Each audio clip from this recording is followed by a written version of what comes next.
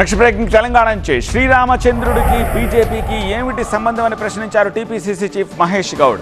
శ్రీరాముని పేరుతో ఓట్లు అడగడం ఏమిటని మండిపడ్డారు. కేంద్రంలో అధికారంలోకి వచ్చాక ఏం చేశారో చెప్పాలని బీజేపీ నేతలను మహేష్ గౌడ్ ప్రశ్నించారు.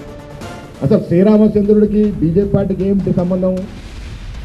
ఆయనకి మెంబర్షిప్ ఇచ్చిందా ఇల్లు, లేక ఆయన ఆశీర్వాదంతో బీజేపీ పార్టీ వచ్చిందా? బీజేపీ పార్టీ వారు శ్రీరాముని ఎట్లా ఓన్ చేసుకుంటాడు? శ్రీరామచంద్రుడు మనందరి వాడు, శివుడు మనందరి వాడు. అరే సిగ్గుండాలి. 2014లో గెలిచి కూడా 2018 మళ్ళీ అదే శ్రీరామచంద్ర పేరు ఓట్లు అడిగిన మీరు